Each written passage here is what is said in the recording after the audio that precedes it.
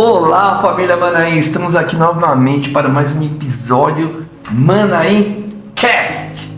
E hoje, como sempre, convidados fantásticos.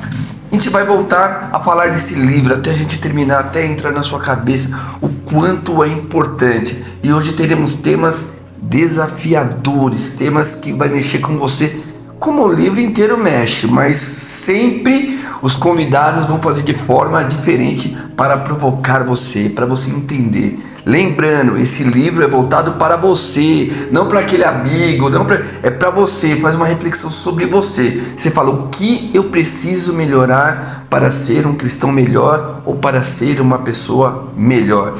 Olá, eu sou a Gláucia e hoje a gente vai falar do capítulo 5 e do capítulo 6. O capítulo 5 vem com maturidade e o capítulo 6 sobrevive com amor. Esses são os temas que a gente vai falar muita coisa aqui e só para você saber, os convidados estão cheios de expectativa. O que está preparado para hoje, Eduardo? Nossa, os convidados são de ponta. Eu tô orgulhoso demais por esses convidados. No momento que eu cheguei e falei assim, meu irmão, dá essa moral pra nós lá no podcast. Esse irmão logo de bate pronto falou, bora! Aí eu chamei o outro, é comigo mesmo! Aí eu falei, puta, esses caras são da hora, são irmãos de verdade. E esses irmãos, não é porque eles são gente fina, é porque eles têm propriedade o que eles vão falar do livro pra você. Vocês vão ver o tamanho em todos os aspectos dos caras, os tamanhos de todos os aspectos. Então, hoje eu vou apresentar pra você Vinícius e Edu Caleiro. Seja bem-vindo, meus amigos, meus irmãos. Muito obrigado. A gente só aceitou porque você não chamou a gente para ir na academia. Meu Deus. Não iria. Não dá para te acompanhar, não. Você já viu nas orações de manhã? O cara abre a câmera, uma esteira. Não sei como ele consegue. Não entendi. Eu tô, só pra você ter ideia, eu tô só no espírito. É um prazer estar aqui, obrigado pelo convite, honrado. Vamos desfazer tudo o que você falou aí. Não passou essa vergonha. Não passou essa vergonha. Obrigado pelo convite, Glaucia, obrigado pelo convite. Sinto honrado aqui. E vamos ver o que tem aí pra gente de pergunta, né? Só que tem um detalhe. Pega leve. Sentou nesse banquinho, é sem massagem, né, Glaucia? Meu Deus. É sem massagem. Porque as pessoas que estão nos ouvindo, eles querem entender bem explicadinho, bem contado, bem definido, mas de maneira suave. E o grande propósito deste livro e esse podcast que a gente está fazendo é para quê?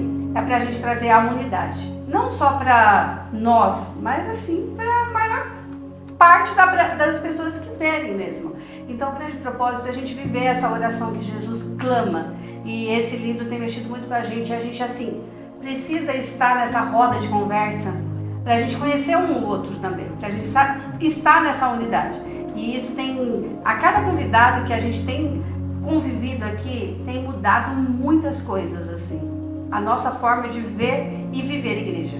Você está falando aí, no capítulo anterior, no 4, ele começa o capítulo 4, sim, a gente vai falar do 4, mas ele começa o 4 falando sobre cegueira. Não sei se vocês lembram disso. E aí eu comecei a ler a primeira página, eu parei falando sobre cegueira.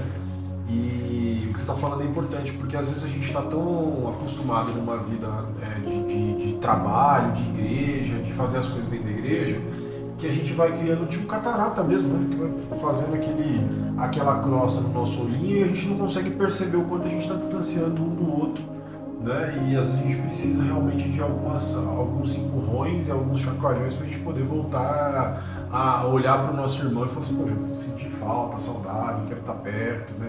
Vamos investir tempo junto. Sim, ele já entrou com maturidade, hein, Glaucia? Ele chegou no 4, mas já entrou com maturidade, já dando uma vassourinha de leve, viu? Jogo nesse tempero ainda do aqui, que a rotina, assim como no casamento, né? A rotina ela pode nos roubar do privilégio, do prazer de desfrutarmos um da companhia do outro. No seu casamento com a Gláucia, eu com a Camila, o Vini com a Carol, enfim, nós podemos ser roubados pela rotina. E isso também na comunhão com os nossos irmãos. E com o passar do tempo, e a gente vai percebendo isso, que pena que com o passar do tempo poderia ser antes, né? Eu até falei isso para os meus tios do interior. e sem me demorar muito aqui, eu falei, olha, eu gosto de vir aqui para estar com vocês. Se vocês estão vendo um jogo, XPTO, eu quero estar com vocês. Nossa, que lindo. Porque o resto tudo passa. Tudo passa. Tudo passa. Hoje um carro que é bom, daqui uns anos vai ser um Monza, né? Então assim, tudo passa. Mas isso daqui, essa troca, essa coisa nossa de conviver, de comunhão, comum unidade, é só o Senhor mesmo. E esse despertar, esse abrir, cair nas escamas dos olhos para valorizar isso, é o Senhor trabalhando em nós. Porque não vem de nós mesmos, a nossa natureza é caída, é egoísta, não percebe isso. E quando a gente começa a notar o outro, a gente começa a ver o Espírito Santo agir em nós para perceber o tamanho da graça do Senhor, Exatamente. o tamanho da graça do Você Senhor. vê que tem uma dificuldade enorme nisso que você está falando, porque a gente está tão acostumado com as coisas, com as pessoas olhando as coisas pela gente, que a gente não percebe o quanto a gente vai se distanciando. Eu vou dar um exemplo, né? Talvez a pessoa esteja lendo esse livro aqui, ou do Iglau, e aí a pessoa ela vai se deparar com uma necessidade de ter que parar várias vezes para poder repensar sobre aquilo que o livro está propondo. E isso é contra a cultura para nós, porque o tempo inteiro a gente está acostumado a fazer com que as outras pessoas façam o nosso trabalho, ou façam aquilo que a gente deveria fazer. Vou dar um exemplo. Antes de vir para cá, eu parei para comer num lugar bem rapidamente ali, estava vendo os últimos ajustes do livro e tal, e tinha uma moça sentada atrás e ela estava vendo rios no celular o tempo inteiro. Então, por que ela estava vendo um vídeo atrás do outro ali, naquele momento que ela deveria estar trabalhando? Tudo bem que não tinha muita gente, mas por quê?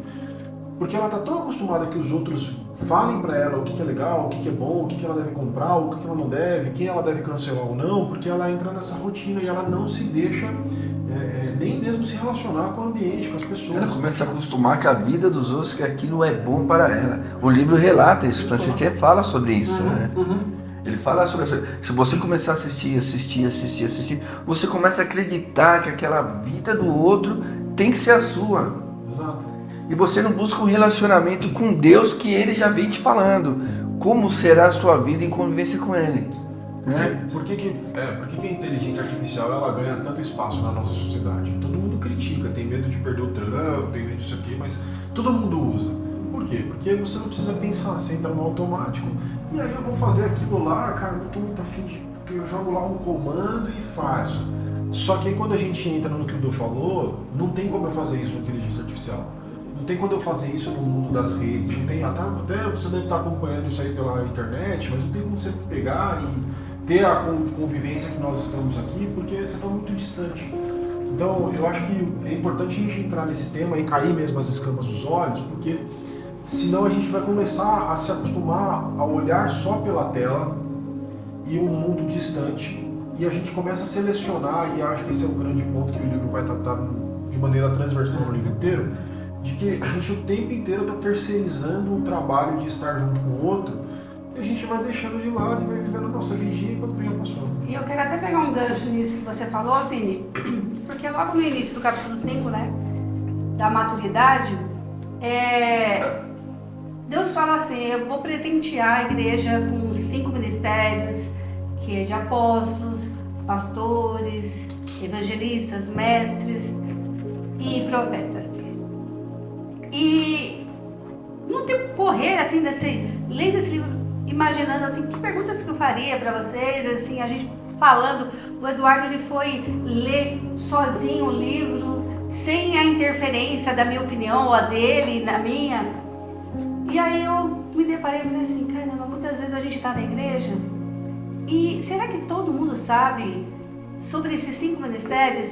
E aí a pergunta que eu fiz, eu falei assim, vocês têm visto, como vocês têm visto o papel destes que Deus confiou ao liderar esse povo?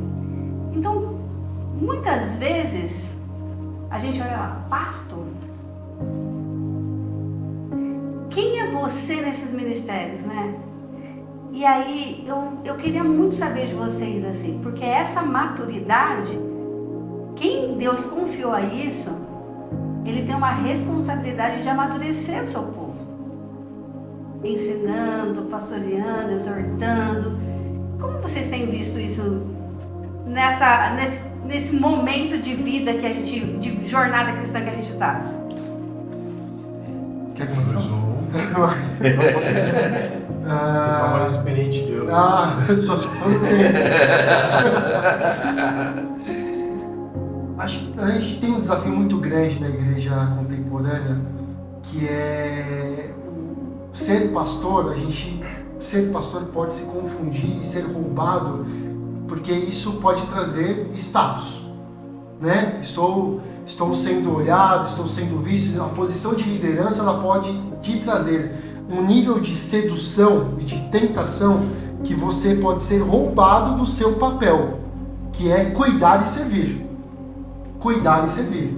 Então, no cuidar e servir, principalmente no ofício de pastor, ser um discípulo, como Jesus disse, olha, em Lucas 9:23. Bom, você quer ser meu discípulo? Então, negue-se a si mesmo, tome a sua cruz e siga-me. Né? E o servir, e agora me trouxe aqui, o Espírito Santo me trouxe aqui, uma coisa, o estilo de liderança de Jesus e de servir de Jesus é o estilo de toalha e bacia na mão.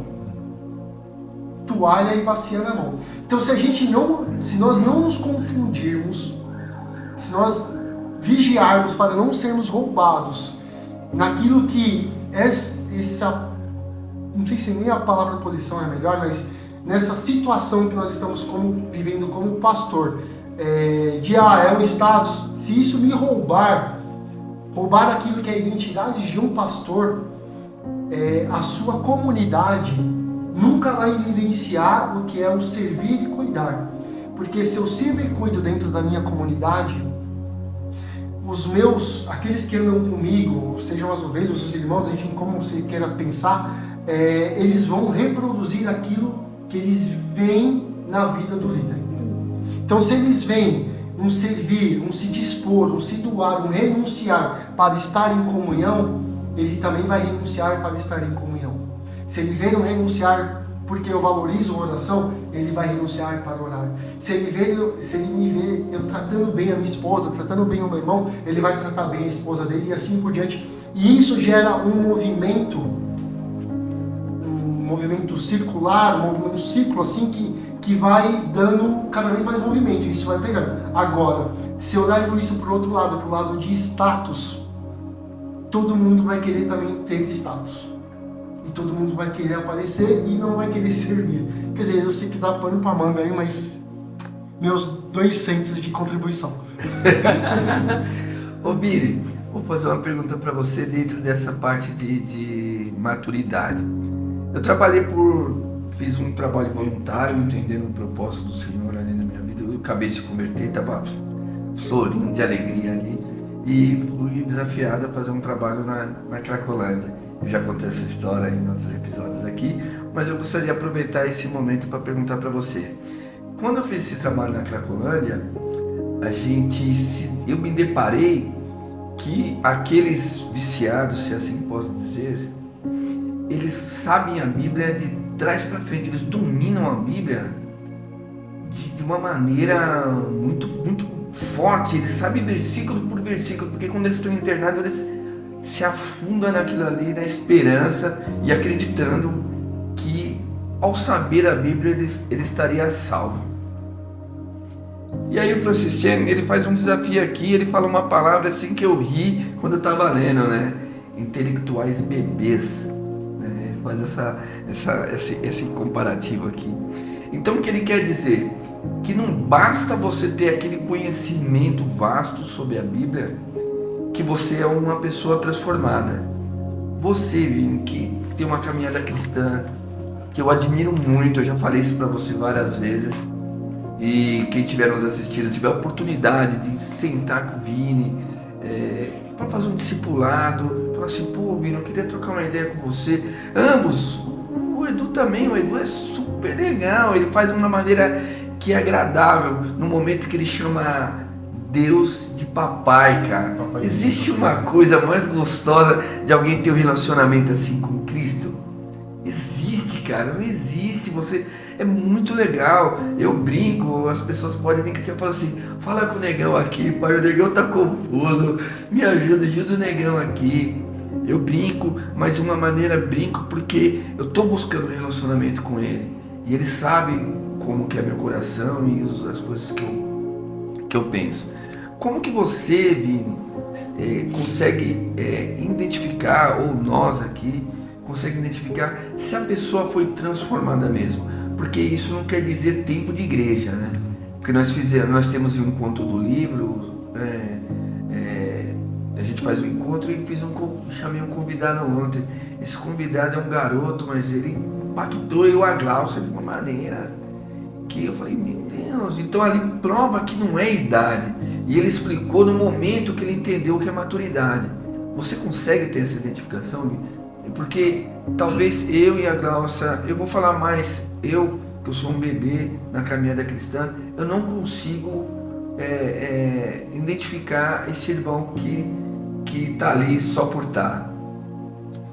Eu quero dar só um passo atrás, vamos pensar aqui. Sim. Tem duas coisas que quando você fez a pergunta começou a vir a minha cabeça. Né? A primeira coisa é o seguinte, a gente não pode confundir a informação com a formação.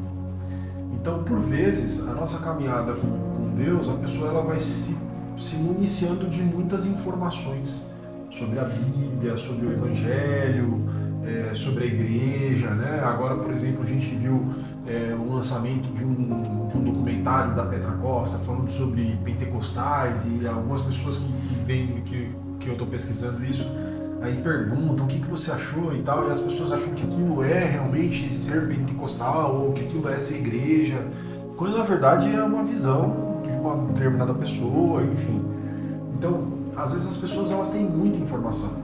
Eu tinha um amigo e a gente falava muito sobre a Bíblia e, cara, muitas vezes ele conhecia a Bíblia muito a fundo, coisas assim que você olhava assim, que ele teve que se esforçar e estudar para saber.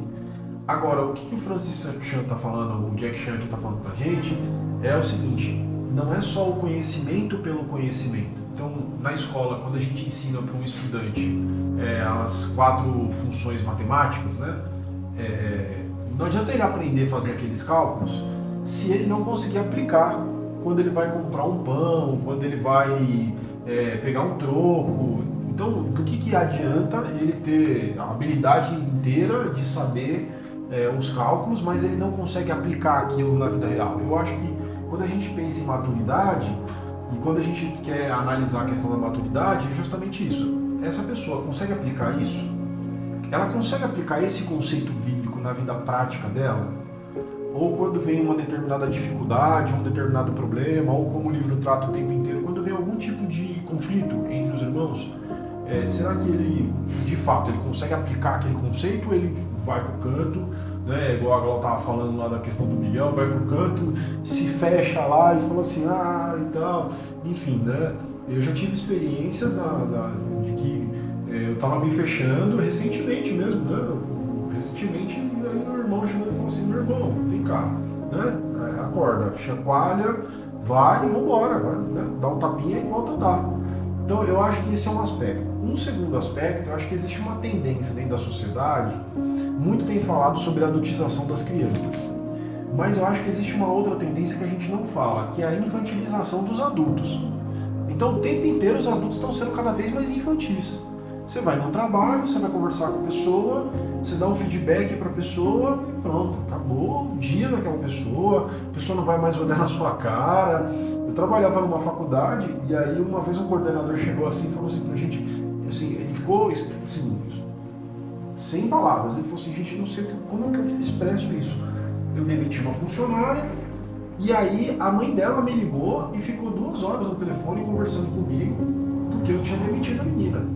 Ele falou assim, olha, a gente nem tinha uma bolsa, a menina vai continuar com a bolsa, vai continuar estudando, e a menina tem 26 anos. Por quê? Porque são adultos cada vez mais infantis. E isso reflete também dentro da igreja. Então a gente tem cristãos que não querem avançar, eles não querem receber uma orientação. Querem ter compromisso. A Gló está trabalhando lá com as crianças, aí chega uma pessoa para trabalhar, ela vira e fala assim, não faça assim, faça assado. conta, aquilo é o bastante para a pessoa sair do ministério, para falar que você é isso, que você é aquilo. Enfim, as pessoas não querem ter um compromisso porque talvez o compromisso possa gerar para ela um certo desconforto dela mesma. Então a gente tem lidado com adultos cada vez mais infantis, né? E que cada vez mais essas pessoas elas não aceitam. Isso também na igreja. E aí, só para fechar a sua pergunta, outro dia eu estava conversando com um colega de trabalho e ele é um menino, assim, jovem, né? Assim, eu dou aula desde os 17 anos, né? Eu tô com 36, então não tem vídeo. E o menino está começando agora. E aí a gente conversando, assim, alguma coisa sobre política, ele também é professor de história, e aí ele pegou e falou assim, cara, eu nunca ouvi falar de Jesus. Ninguém nunca sentou para ouvir falar de Jesus. Eu conheci ele esse ano. E aí ele pegou e falou assim, e aí um dia eu fui num comício político e eu estava ouvindo um político que é pastor, e esse político, os crentes não gostam muito dele e tal, não vou citar o nome dele aqui, mas assim, ele começou a falar sobre Jesus, ele falou assim, de repente começou a dar vontade de chorar, porque o Jesus que ele me apresentou foi um Jesus tão profundo e ele falava com tanta propriedade sobre aquele Jesus, que não só eu, várias pessoas que estavam no comício pararam de prestar atenção nas questões políticas que a gente estava discutindo e começaram a ouvir o Jesus que esse cara estava falando. Ou seja, esse cara, em tempo e fora de tempo, ele estava falando de Jesus. Independente se você estava num comício político, se você estava fazendo uma discussão de esquerda, de independente, esse cara começou a falar tão de Jesus para as pessoas com uma autoridade do Espírito tão grande que o lugar e a reunião e a ordem da reunião pouco importava. O que importava é que as pessoas estavam falando de Jesus. E aí ele pegou e falou assim, eu sei que você é crente e eu queria ouvir um pouco mais desse Jesus. Ou seja, um cara lá no comício político no ano passado plantou uma semente que ficou no cara durante quase um ano e meio. E aí quando o cara teve a oportunidade de falar com alguém, ele falou assim, eu queria que você contasse, estou orando para ele na minha confraria agora. Talvez ele vá na sexta. Mas o que eu quero dizer é, perceba a maturidade? A maturidade é isso, o cara consegue aplicar o conceito bíblico de maneira assertiva. Né? Talvez se Jesus tivesse uma rubrica, ele fala assim, esse cara consegue aplicar o conceito que eu deixei para eles de maneira assertiva, tá certo, ponto para ele. Não é isso, mas assim, acho que é isso, acho que essa é a métrica que eu acho que tem que levar. As pessoas faltando de olhar para as escrituras e falar, pô, aqui é a história de Deus. As pessoas estão com essa falta de conhecimento de olhar as escrituras e falar assim, pô, aqui está falando de Deus, aqui é o manual da minha vida, mas está falando de Deus, do meu Criador. Você acha que está faltando essa maturidade do cara que vai falar, é isso que eu devo fazer. Se eu quero ser semelhante a Ele, se eu quero estar próximo a Ele, é isso que eu devo fazer. Aí as pessoas falam, isso aqui é difícil. Não dá. Seguir tudo isso é impossível. Essa é falta de maturidade? Eu até coloquei assim, uma das perguntas. Vocês concordam com o autor que a gente entendeu maturidade errado? E sobre uma coisa assim, como que a gente tem levado essas pessoas à maturidade e tá tão infantilizado como você bem disse, será que a gente entendeu errado maturidade? E eu tenho pensado nisso, assim, olhando, lendo assim, me trouxe uma reflexão como essa. E é bem desafiador. O que vocês acham, sim? Olhando para essa questão de maturidade, se a gente olhar por um conceito, não pelo conceito cristão, mas por um outro viés, é um processo. Por uma perspectiva cristã também. Mas pela perspectiva cristã é um processo com Jesus. Outra perspectiva é um processo sem Jesus. É óbvio. Como é que a gente cria maturidade cristã? Andando com Jesus. Como é que os discípulos criaram maturidade cristã? Andando com Jesus. Negando Jesus. Pedro negou Jesus. Pedro negou Jesus, andou 3 anos com ele, quando Jesus estava indo para a cruz, foi levado para o sinédrio ali na madrugada, Pedro negou ele 3 vezes. Mas andou com ele. Recebeu ali o poder e a autoridade para expulsar demônios, lá junto com 70, foi lá, expulsou, voltou, nossos demônios estão... Mas depois ele foi e negou, mas como é que... Mas ele fugiu de Jesus? Ele foi para o Mar da Galileia, Jesus foi atrás, foi. teve um encontro com Jesus, ele poderia ter feito como Judas, vou confiar em mim mesmo, não tenho saída, vou me suicidar, ou vou conhecer a misericórdia e a graça do Senhor. Ele conheceu a misericórdia e a graça do Senhor, ele amadureceu, depois que ele conheceu a graça e a misericórdia do Senhor, que ele amadureceu, ele foi cheio do Espírito Santo. Aí o Espírito Santo entra, nós com o poder do Espírito Santo nós vamos amadurecendo e vamos vendo o quê? A igreja, a comunhão, porque a igreja antes ainda da manifestação do Espírito Santo em Atos 2, estavam todos juntos. Pedro já tinha passado pela questão de João 21 ali, tinha sido restaurado. Ele vai lá, fica lá aguardando lá no cenáculo, veio o Espírito Santo, todo mundo é batizado, ele se enche do Espírito Santo, a igreja vai. E as pessoas começam a viver o quê? Em comunhão, em comum unidade. Todos tinham a mesma coisa, todos tinham o mesmo pensamento, não tinha discórdia, que é o que ele fala aqui no livro, né? Tá tendo outro capítulo aqui, mas ele fala aqui no Jesus, porque todos tinham a mesma visão, porque todos tinham sido tratados, todos tinham passado pela experiência de reconhecer que eram pecadores, que é o capítulo 4. Que é o arrependimento. O arrependimento. Que porque começa pelo arrependimento. não tem maturidade sem arrependimento. Porque arrependimento me leva a reconhecer que eu preciso ser humilde, e somente quem é humilde alcança maturidade. Sem humildade não alcança maturidade. E sem arrependimento não alcança humildade. E aí, diante disso, ele é tratado por Jesus, conhece o que é graça e misericórdia. E aí, ele com graça e misericórdia, ele pode ser usado por Deus, cheio do Espírito Santo, para o quê? Abençoar aqueles que andavam com eles, os discípulos e toda a comunidade que andava com eles. Não é à toa que veio 3.000 e depois veio, enfim, veio um monte de gente. E ele coloca no livro assim, o primeiro sinal de alerta que ele dá é a ausência da graça. Então, essa ausência da graça que ele explicou assim, barbaramente, que diz, né? Tem pessoas que explicam a graça detalhadamente, só que ela não experimentou da graça. Ele dá o exemplo da receita, né? Da receita. E eu falando com ele, eu falei assim, Eduardo, imagina isso. E é tão real isso. É tão real. Vocês têm visto essa realidade acontecendo nos nossos olhos, assim, desse convívio. E uma palavra que tem mexido comigo depois de eu ter lido um livro é omissão. Eu li recentemente O Silêncio de Adão. Silêncio de Adão. E essa palavra da omissão, assim, foi reveladora, assim, pra mim. Então, às vezes, a gente se omite, né? A gente se omite, a gente aprende tanto, a gente fala tanto, é tanta informação, a gente dá aula, a gente gabarita, mas a gente não experimenta. Porque a gente se omite de experimentar e ser responsável mesmo, né? Sim. Quando ele fala isso que o Edu estava falando, o Francis Chandler fala na página 95, ele fala assim, ó, que não tem um outro exemplo maior, né, de um cristão maduro do que Cristo. Ele fala assim, ó, nele vemos amor, misericórdia, compaixão, ousadia, santidade, clemência e sacrifícios personificados. E aí ele vai discorrer sobre o argumento dele, e o argumento dele vai finalizar na seguinte frase. Ele fala assim, o verdadeiro discipulado implica viver conjuntamente, cuidar conjuntamente dos perdidos e dos que sofrem e experimentam vitórias e decepções conjuntamente. E aí tem uma provocação, né?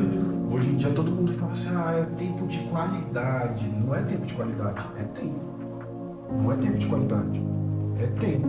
Você vê como o diabo é astuto. O diabo é tão astuto que ele tenta tirar o nosso tempo. O tempo inteiro a gente está com alguma coisa para fazer, e quando a gente não tem nada para fazer, a gente está se ocupando de alguma coisa. E aí a gente não consegue ficar com o nosso filho, com a nossa esposa, né? A gente não consegue ficar com os nossos amigos, a gente não consegue gozar a vida que Deus nos deu, porque a gente está o tempo inteiro ocupado. E aí entra o que a Gargosa está falando de omissão. A gente se omite de estar com o outro, de fazer parte da vida do outro, de sofrer o que o outro sofre, de viver a dor do outro, porque, cara, assim, você imagina, né? Alguém pega e fala assim, eu preciso de conversar com você, ou eu preciso de uma ajuda aqui em casa. E aí o cara abre mão da agenda dele para estar lá com você, porque você é importante, porque você é uma pessoa que está em conjunto e tal. E aí é interessante que depois ele faz um diagrama, que tá lá na página 96. Nossa, esse diagrama é legal. E aí ele fala da conversão e ele faz uma linha assim, que é o comecinho do cara. E o cara se matando nos livros, né? Enquanto na verdade ele devia discipular outras pessoas. E o primeiro item ele começa... E apresentar, né? Exato, mas o primeiro item, vocês perceberam, é o amor. E a gente confunde amor com amor romântico, que é aquele amor, né, e tal. Mas o amor não é isso. Ele vai falar sobre o amor, que ele tá casado há 28 anos, um negócio assim. E ele não se vê mais longe da esposa dele, porque ele toma uma decisão. Sim. Então o amor está muito mais relacionado com a escolha. Então não vira pra Glaucio e fala assim, eu te amo, mas não queria estar com você, né? Isso não é amor. Isso é um carcereiro. Eu não consigo me ver longe da boliviana. Mas por quê? Porque você escolheu essa ação, entende? Que honra que tem você virar pra ele e falar assim, eu te amo, mas se eu pudesse eu ia escolher outra. Não tem honra nisso, não tem amor nisso. E o exemplo maior disso é o amor de Cristo, porque ele escolheu vir para cá, ele veio, morreu na cruz por nós, cumpriu o papel dele, salvou a humanidade, nos ofereceu a graça dele, e a gente escolhe estar com o nosso irmão todo dia, apesar das dificuldades, das falhas. Então eu acho que um dos pontos que é importante é não só as diferenças que importam mais, né? O que importa é aquilo que nos deixa em conjunto. Se você torce pro Corinthians, torce pro Palmeiras, o que importa é o meu Palmeiras. Pronto, acabou, não é isso. O que importa é que o reino cresça e a gente vai caminhando junto, vai trabalhando junto. Acho que, e aí a gente escolhe viver junto, a gente escolhe chorar junto, a gente escolhe ser feliz junto. Eu lembro de que na situação do Miguel, a gente recebeu o amor e o carinho de tanta gente que a gente nem imaginava. Era absurdo, as pessoas chegavam e falavam assim, irmão, eu tô orando com você. Um irmão que eu nunca tinha falado da igreja, ele parou comigo, me abraçou e começou a chorar comigo. Eu sabia que ele estava chorando comigo por causa da situação do Miguel, mas ele também sabia. Por que isso? E aí ele pegou e falou assim, olha, eu não tenho como fazer nada por você, a única coisa que eu tenho para fazer com você é demonstrar que a sua dor é a minha dor também. É se pôr no lugar do outro. O cara sentiu a dor que eu estava sentindo. Sim. Isso é inexplicável. Vou perguntar para você. Quando eu era mais jovem, curtia pra caramba Legião Urbana. Aí o Legião Urbana falava uma frase, ainda que eu falasse a língua. E aí eu só fui saber que isso era uma passagem bíblica quando eu me converti, quando eu comecei a avançar no cristianismo ali. Eu falei, meu Deus, isso aqui é uma passagem bíblica, jamais eu teria noção que é uma das escrituras de Paulo. E aí, isso marcou quando eu li. E Paulo, ele revela, você pode ter todo o conhecimento, mas sem amor de nada vale. Isso também é falta de maturidade, é falta de ausência de graça. Entendo que sim, e entendo que a maturidade nos leva a amar mais. Então, quanto mais maduro nós nos tornamos, porque nós nos dispomos, sem nos dispor e sem vivenciar não tem maturidade, mas quanto mais eu me disponho e mais eu vivo aquilo que a palavra diz para eu viver, mais o Espírito Santo vai abrindo os meus olhos e o meu coração vai entendendo que eu preciso amar. E aí ele fala também nesse mesmo capítulo, ele fala assim, que as línguas cessarão, profecias cessarão, mas o amor, não. Teve uma aula do Ciclo Vida há muito tempo, quando a gente estava no período de pandemia, que foi uma aula, foi um culto, não lembro, que foi o Osman que trouxe sobre o livro Igreja Autêntica. Ele falou, olha, louvor vai passar, louvor não, evangelismo vai passar, porque no céu você não vai evangelizar, tá todo mundo lá, que vai... Não, profecia vai passar, mas o amor, não. Então, precisamos crescer na graça e no conhecimento do Senhor, e o conhecimento do Senhor vai nos levar a amar o nosso próximo. Quais são os dois mandamentos? Ame o Senhor de toda a tua alma, toda a força, todo o conhecimento. Marcos 12, 29, são 4 características que ele fala para amar a Deus. E ame o próximo como a ti mesmo.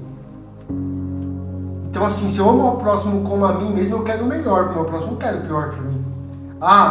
Mas eu quero o melhor pro meu próximo também. Eu quero o melhor, então eu vou dividir o que eu tenho. Então, eu quero uma comunidade com ele. Então, se o meu próximo está passando por uma dificuldade, como esse irmão que o Vini comentou aqui, ele não podia fazer nada. Mas ele falou, eu estou sentindo a sua dor. Foi lá, abraçou e chorou ele. Meu irmão, você está passando por uma dificuldade, vamos lá na sua casa. Atos de bondade. Vamos praticar. Vamos praticar. Isso libera até algumas substâncias no cérebro que ajudam a gente a se sentir melhor. Isso até psicologicamente e fisiologicamente faz bem. Então é um exercício. Agora isso precisa ser colocado em prática. Se não colocar em prática, fica vazio, fica filosoficamente, plasticamente muito bonito, mas não é prática. Edu, a gente tava brincando com o Fred esses dias e o pessoal ficou meio escandalizado, né? Eu falei assim, eu acho que às vezes Deus prega algumas peças em nós. E o pessoal ficou, que Deus? Eu falei assim, às vezes eu olho Deus assim, Deus, tipo, é meio brincalhão, né? Não sei se vocês já viram a Bíblia nesse sentido, assim, de que, cara, Deus poderia usar qualquer pessoa para poder falar lá. E aí ele pega uma mula e a mula que é um bicho de carga e fala assim, bora falar com esse cara aí, que esse, né, enfim, dá a mensagem para ele e é isso. Deus é muito brincalhão, né, em alguns momentos, né. O outro cara lá no alto do seu poder, né, da sua potência máxima bélica do império, tem uma lepra e usa um escravo e fala assim, ó, lá em Israel tem um cara que é profeta, e ele chega lá no profeta, agora vai, né? Então, dá uns 7 mergulhinhos aí. Dá pra você olhar a Bíblia com um certo humor, né? E aí, quando Deus fala sobre o amor dentro da família, a gente pode também usar nesse contexto, ele fala que as mulheres precisam ser submissas, né? Mas ele continua falando que nós homens temos que amar as mulheres como Cristo amou a igreja. E como é que Cristo amou a igreja? Morrendo. Ele morreu por ela, né? Então, não é só uma questão heróica, né? Mas é morrer em todos os sentidos, né? No sentido da sua vontade, do seu desejo e tudo mais, você morre pelo outro. Então, às vezes eu acho que é meio brincalhão, né? E quando a gente casa, a gente morre, né? Exato. Cheio de flor, cheio com terno. Tá morto! Você tá morto, chega Você ligado? tá ali, morto! Ela morreu, eu morri pra ela morreu. Porque só tem terno, cheio de gente em volta, gente chorando. Você tá morto. Mas. Dudu quer olhar pra ela agora, né? Não vou aproveitar não, filhão, já viu? Tô escandalizado, vai acabar a maturidade do negão. Isso aí não tem maturidade nenhuma. E uma coisa que eu quero perguntar: existem muitas pessoas que estão anos na igreja e sabem o que é a graça de Deus? Você acha as pessoas conseguem explicar, entendem o que é a graça de Deus? Você poderia explicar para nós o que é a graça do Senhor sobre a sua vida? Porque a primeira coisa que Deus fala, eu te dou a graça e logo na sequência eu te dou a paz. O que você poderia explicar para nós o que é a graça de Deus sobre as nossas vidas? Acho que é complicado, assim, não digo complicado, fácil, mas falando do coração mesmo, sem nenhuma questão de explicação teológica, que tem várias. Um jeito popular mesmo, explica um jeito popular. Quando a gente entende, né, e algo que quando eu cheguei na Maranhão eu procurei muito entender, eu queria entender o significado do pecado. Porque eu estava na minha cabeça assim, e eu creio que foi o Espírito Santo que colocou, se eu entender melhor o significado do pecado, eu vou conseguir começar a compreender o significado da graça de Deus. Porque onde abundou o pecado, superabundou a graça de Deus. Mas se eu não entendo o que significou o pecado e o que o pecado fez comigo, me afastando de Deus e o que ele proporciona de tão mal, olhando a minha vida, me afastando de Deus, do meu relacionamento com o Senhor, eu nunca vou conseguir entender a graça. Não que eu entenda plenamente. Sem graça não gera frutos. Impossível. E a graça de Deus, eu entendo que ela vai sendo revelada no caminhar. Porque eu vou pecar. Saindo daqui, enfim, eu vou pecar, vou cometer erros. Mas a graça de Deus permite com que eu chegue à presença dele. Por que a graça? Porque a graça que nós alcançamos através do sangue vertido na cruz, o sangue de Jesus, o sangue do Cordeiro sem pecado, né? Que foi para a cruz de livre e espontânea vontade, foi voluntarioso. Ele foi voluntariamente para a cruz, ele foi porque ele quis. E quando a gente começa a entender e quando começa a aprofundar no significado da cruz, o próprio Francis Chan falando como nos primeiros capítulos que eu não consegui. Quando eu comecei a ler o primeiro capítulo do livro, eu fiquei ali uns 2 dias ali. Aquele que não conheceu o pecado se fez pecado para que eu me tornasse justiça de Deus. Aquele que não conhecia o pecado se fez pecado para que eu me tornasse justiça de Deus. Quer dizer, isso é graça. Isso é graça de Deus. E essa graça vai se manifestando porque assim, e quando e Paulo fala em Romanos, né? Então quer dizer que eu posso pecar? Então, de maneira nenhuma. E esse pecar que é da minha natureza, e essa militância, guerra de carne, espírito e tudo mais, e isso tudo, eu percebo a graça de Deus, porque eu não sou, e graças a Deus por isso, que ele vem também, tudo que a gente vive muito hoje, essa coisa de desempenho e tal, e eu tenho que ter uma vida de legalista para ter um desempenho, para ser aceito. Não, eu sou aceito, por isso eu busco obedecer a Deus. Eu sou aceito, Ele me ama, então por isso eu sirvo a Deus. Ele me ama, por isso que eu amo você. Ele me ama, então por isso que eu vou servir e vou me doar. Por quê? Porque aquele que não conheceu o pecado se fez pecado para que eu me tornasse justiça de Deus. Fantástico. Não sei, não consigo explicar, mas é algo que, sei lá. Meu pai, ele sempre falava assim, para explicar a graça pra gente. Eu não tenho todo o arcabouço teológico de vocês aí, mas meu pai falava assim, meu pai sempre falou assim pra gente, assim, explicando resumidamente, a graça é como se você cometesse um crime assim, hediondo, e aí o rei lá, o presidente mandasse você ser preso, né? E aí você reconheceu, você errou, você matou alguém, você fez uma coisa muito, muito, muito forte. E você não merece aquilo. Mas alguém chega e fala assim, vou cumprir a pena no lugar dele, ele vai embora. A Bíblia, o Salmo 23, que é o Senhor é meu pastor, e nada me faltará e tal, ele vai falar sobre, no final que a bondade e a misericórdia do Senhor, elas nos seguirão todos os dias das nossas vidas. E essa bondade e essa misericórdia, ela está muito relacionada também com a nossa trajetória de o tempo de precisar da bondade e da misericórdia do Senhor. E a graça é essa presença dessa bondade, dessa misericórdia.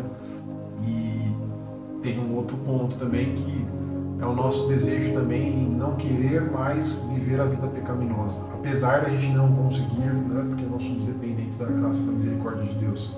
E aí eu acho que isso diferencia também da supergraça, né? Que a supergraça tá tudo certo. Deus nos amou, nos deu a graça, a gente faz o que a gente quiser, tudo bem, e tal.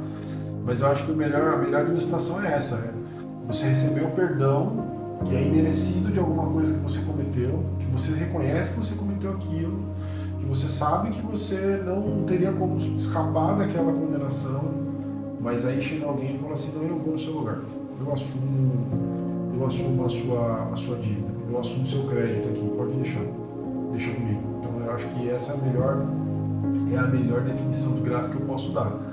A gente poderia falar de vários versículos e tal, mas é o que Jesus fez com a gente. Ele não conhecia o pecado, mas ele foi lá para mostrar a justiça e falou assim, não, precisa ter um bode expiatório? Você se pode.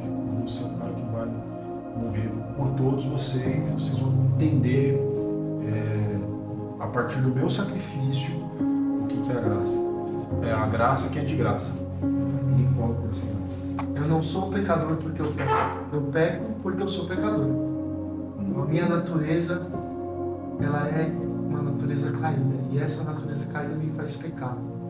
E esse pecado, quando eu reconheço e me arrependo desse pecado, eu sou abraçado pela graça de Deus. E essa graça nos faz crescer no conhecimento do Pai. Um Pai gracioso.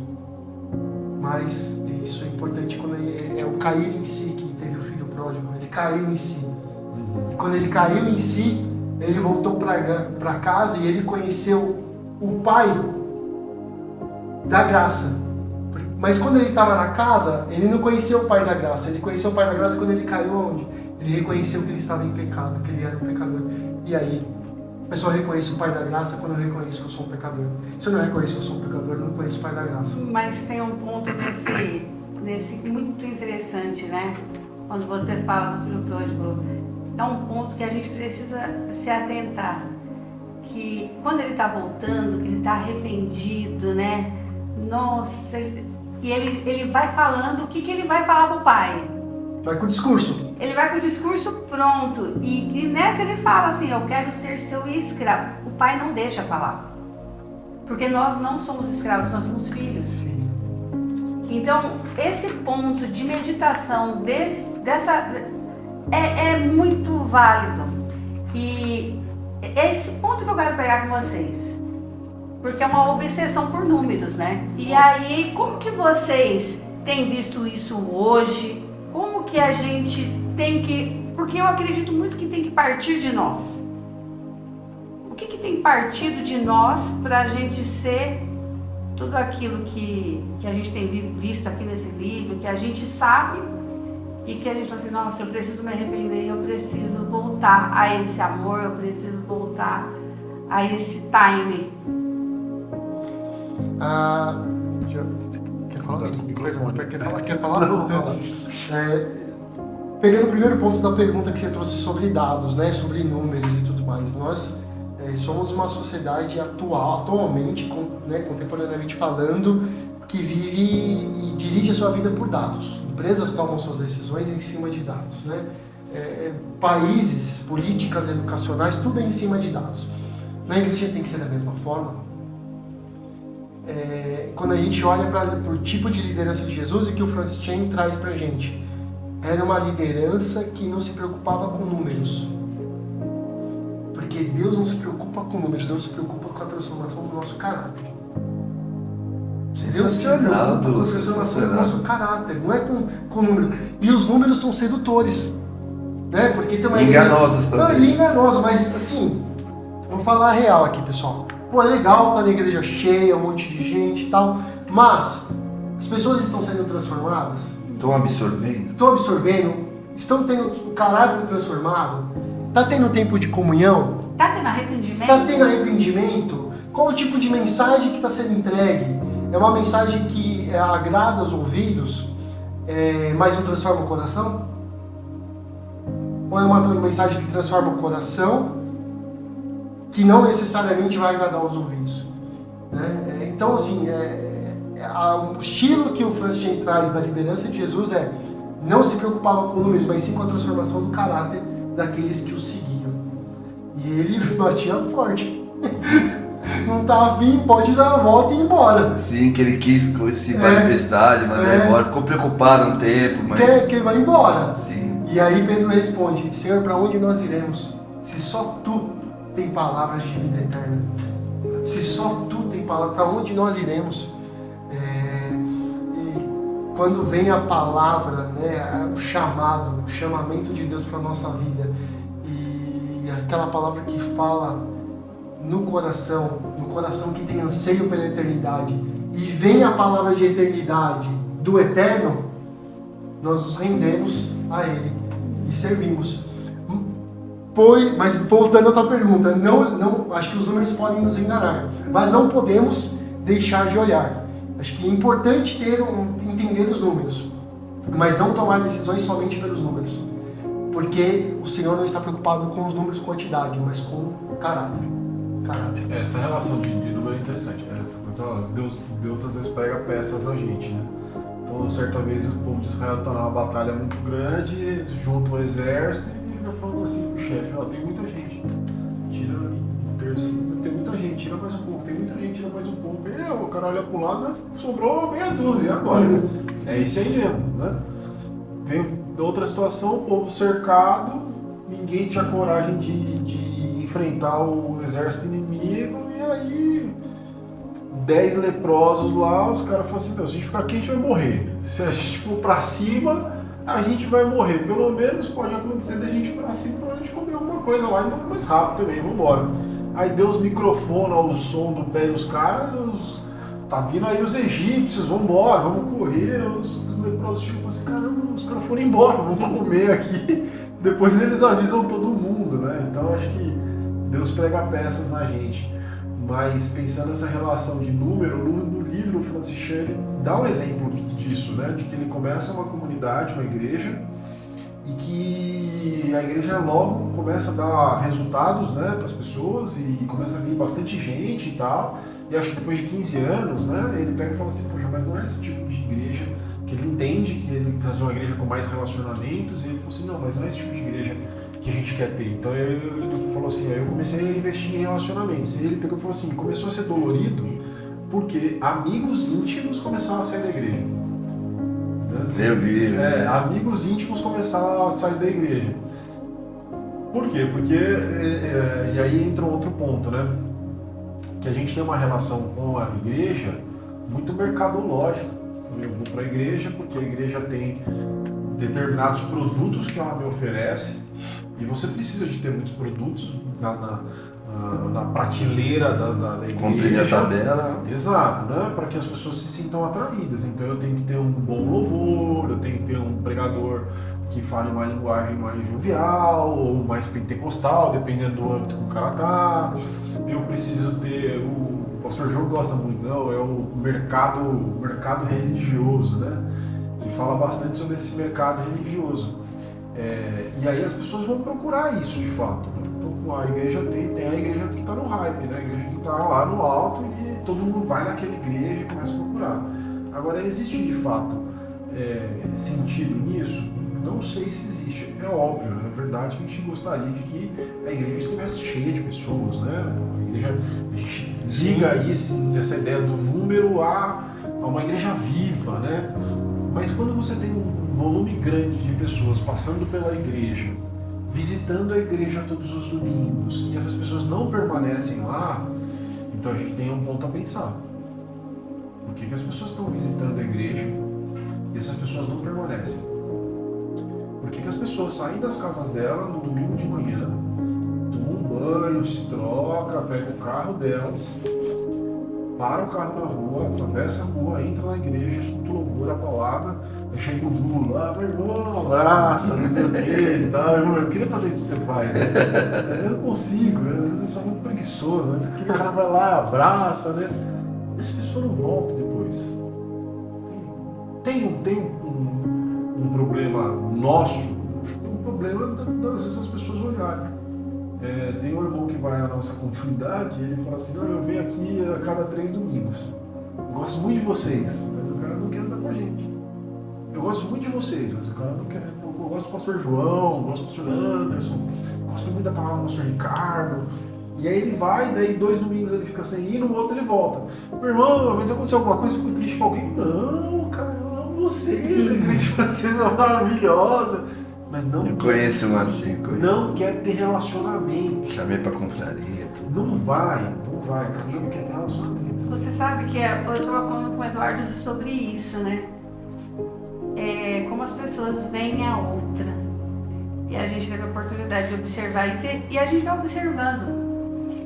Ah, sei quem é. Ah, muito boazinha. Ah, aquela menina que toma conta das crianças, né? Ah, não sei não. Aí a gente teve a oportunidade de, quando o João colocou Conheça Manaim, a gente começou a dar lá no Conheça Manaim, e era na igreja, presencial. E chegou um moço lá na igreja, que é o Givanildo.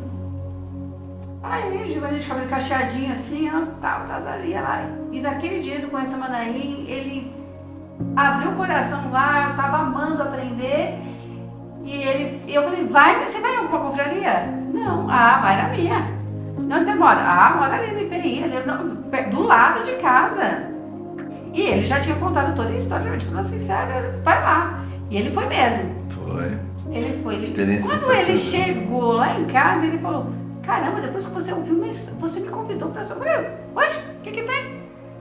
Aqui é a confraria, um pequeno grupo e tal. E ele ficou com a gente por 1 ano e meio. Esse menino morreu.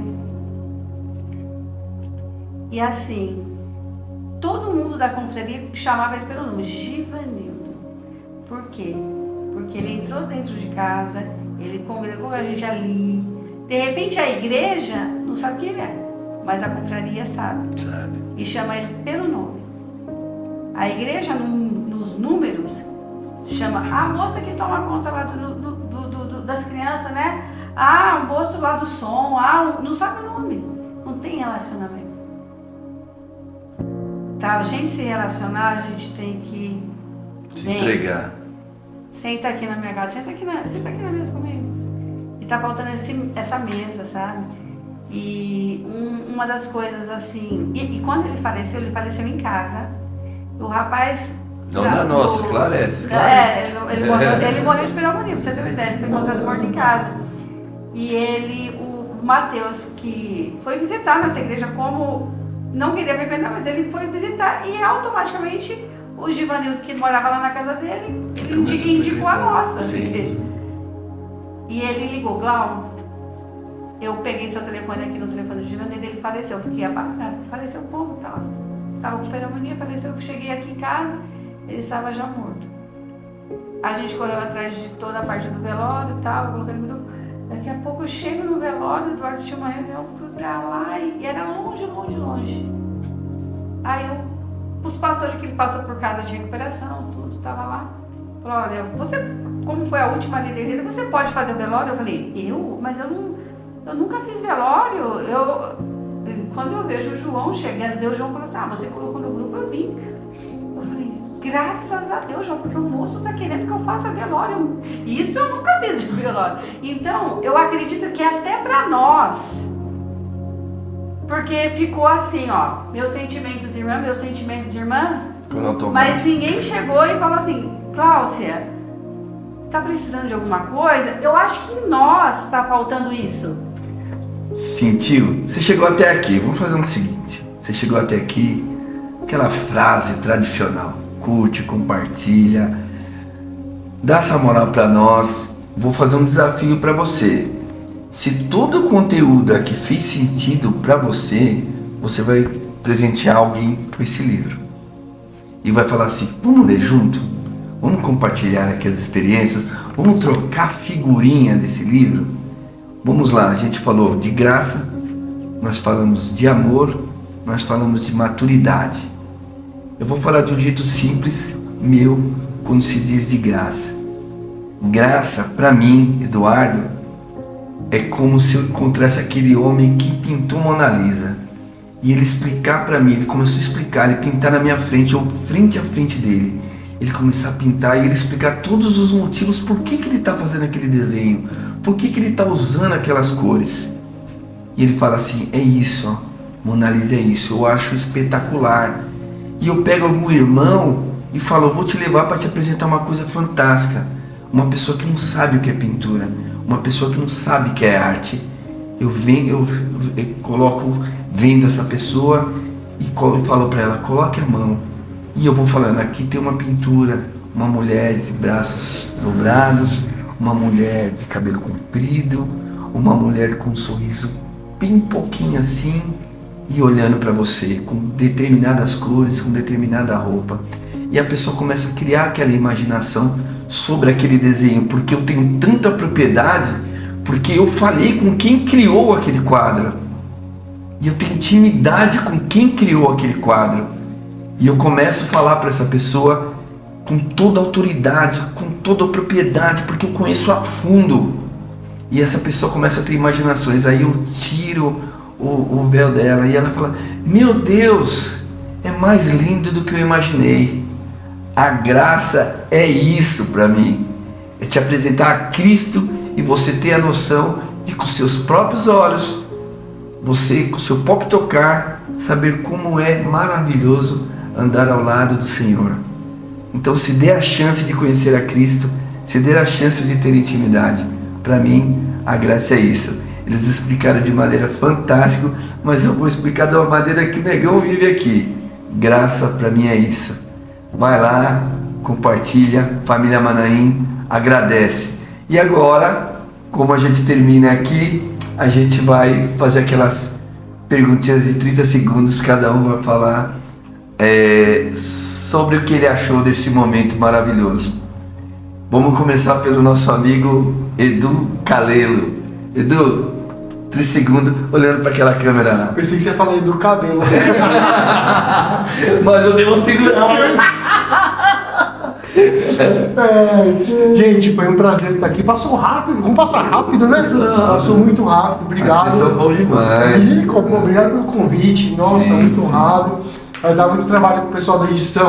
Então, foi bênção demais. Corta aí os que eu falei errado aí, pessoal. Mas obrigado mesmo. E se Deus permitir, estaremos aqui o próximo. Só um recadinho. Morzão, te amo. Beijo na Cacá, na Manu, na Clarinha e na Rebeca. É isso aí, pouco filho. Vocês não têm noção como tem filhas bonitas. Esse homem, ele é feio, mas tem filho e meninas lindas. Vamos lá, tô brincando. Te amo, meu irmão. Vamos lá. Agora, vire para aquela câmera, Vini. Então, eu queria primeiro agradecer, Glauco, Du, obrigado. Eu queria falar um convite para você, cara. Não para você que não é cristão, mas para você que é cristão.